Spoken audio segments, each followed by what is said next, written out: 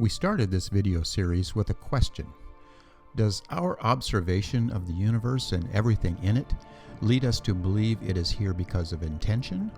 Or do we conclude that the universe, including us, just appeared as a random accident? The difference is very important because our answer provides a foundation to our worldview. Our basic understanding of the world and our place in it forms our values, priorities, beliefs, and actions. Our beliefs at this level serve as a filter which affects everything else we think and observe. If the world, and you and I, are a result of intention, then we will want to know who intended us and why.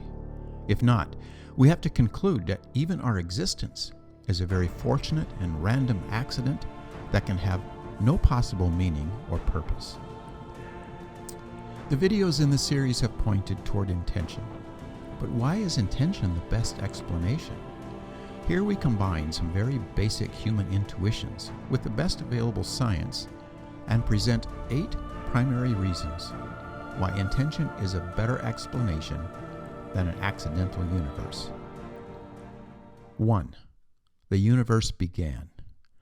Current cosmology does not prove creation, but there is a broad agreement in science that our universe had a beginning 13.8 billion years ago.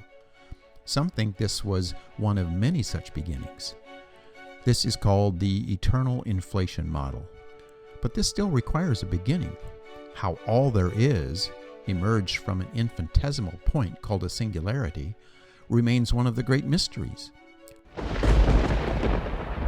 Some believe in an infinite number of universes, but this still requires something from nothing.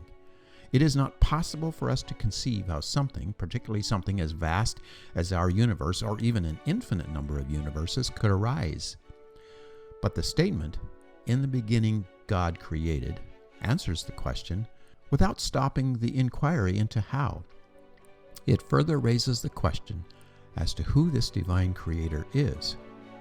2. The universe and life demonstrate intention or design. Physicalism says that the universe and life emerged from unknown, random, and purposeless activity. This belief can allow no room for intention.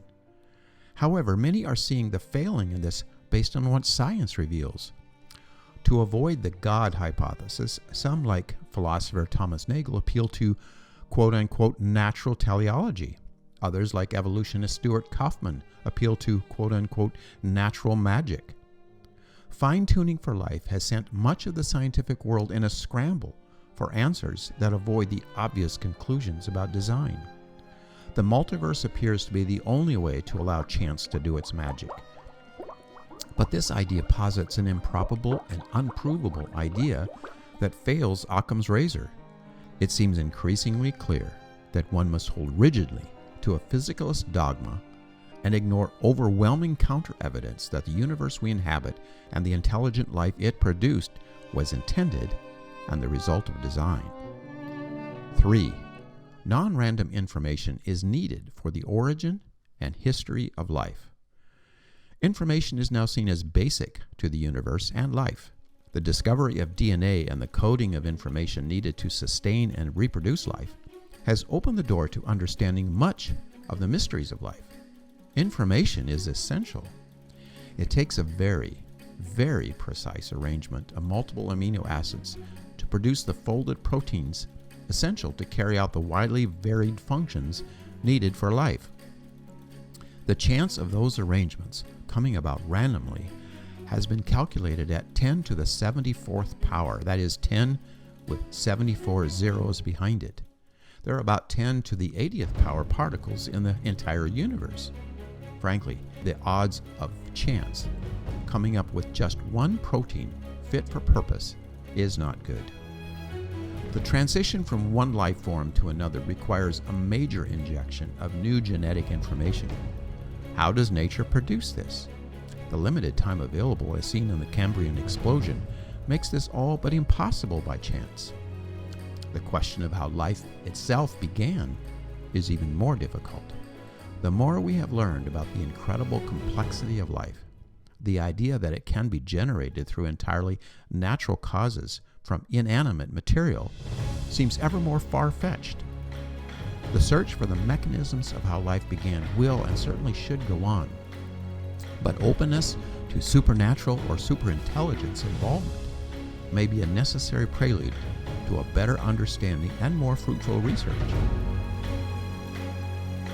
4.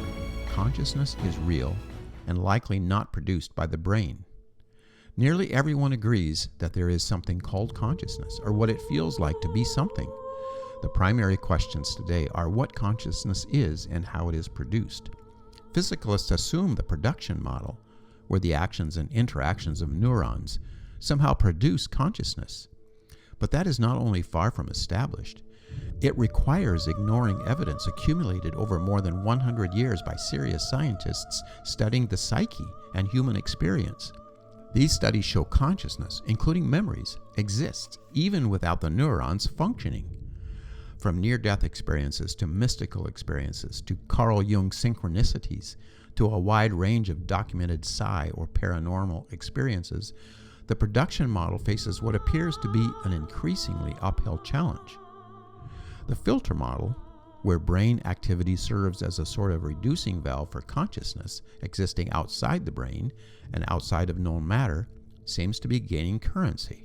Panpsychism is also getting popular, even though no one knows why tiny bits of consciousness in everything add up to the me and you that we think about when thinking.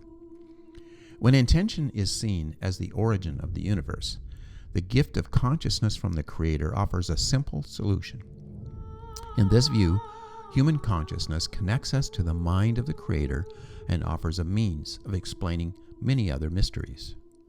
5. Matter is impacted by mind or consciousness. One of the most confounding, intriguing, and mysterious discoveries of the past 100 years is the role of the conscious mind in affecting matter. This discovery, the so-called measurement problem, says that matter exists only as a prediction or statistical probability until a conscious mind observes it. Then it changes into something with definite properties, something scientists call real. This proven impact of mind on matter has focused much greater attention on the mind or consciousness. It has led to a plethora of ideas, many seemingly far-fetched and unprovable. One is the many worlds interpretation, where all possibilities of each particle exist in a separate universe. Another is panpsychism, where even the minutest quark or gluon has some small amount of consciousness. Whatever comes of this, mind can no longer be discounted, as it was for most of the scientific age. Mind or consciousness is very real and begs for an explanation that intention makes obvious. We have minds because the one who intended it wants us to know and know who is creating all this. 6. There is a deep unity underlying all there is, including human consciousness. This view has traditionally been a mostly philosophical and even theological perspective, but then physicist John Bell proved that particles exhibit non-local properties, something called quantum entanglement. Particles or matter, once connected, stay connected and share linked properties instantaneously, regardless of location in the universe. Entanglement violates all kinds of scientific laws and ideas and led Einstein to conclude that the quantum theory was incomplete. But John Bell proved there is a deep and mysterious connection between physical matter across the universe. Combine this with the role of consciousness in bringing properties of matter into reality from a cloud of indistinct possibilities, and you have a logical connection to the idea of unity of consciousness and matter across time and space. Consciousness is deeply connected to matter, and matter and consciousness are deeply interconnected across all nature. Is this intended? 7. Immortality is at least conceivable. Humans nearly universally believe in some form of an afterlife. 95% of Americans believe in an afterlife, despite many saying science says it's not possible. Physical science has not proven the human longing and belief in immortality is justified, but there are hints within the physical sciences that it may not be so far-fetched. Even more support comes from psychology and philosophy. Time and space are not what we thought. Precausality is required by quantum theory, meaning that what happens in the future determines to some degree the past and the present. Physicists have proven that a decision we make today in an observation determines what a photon has done billions of years ago. The future indeed creates the past. Many scientists believe in an infinity of universes, but these require immortality. There is more evidence from psychology. Despite the dismissal by physicalists, there is an accumulation of empirical documentation. Studies of post-death consciousness have demonstrated that consciousness and memories exist even without brain function. Literally thousands have reported near-death experiences with remarkable consistency. Many have involved either near or complete cessation of brain activity. Now, even leading neuroscientists and philosophers of the mind are promoting ideas that are far more friendly to immortality. If the universe and you and I are intended, then it is completely understandable that whoever intended life and us, that our existence and experience would not end with the loss of our physical bodies.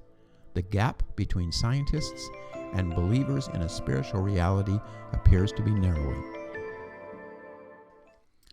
8. Beauty and math suggest a profound relationship at the heart of reality. Science cannot account for the presence of natural laws that have provided a universe that not only is perceived as spectacularly beautiful, but is reliable and coherent. Many scientists have commented on the mystery of the unreasonableness of math.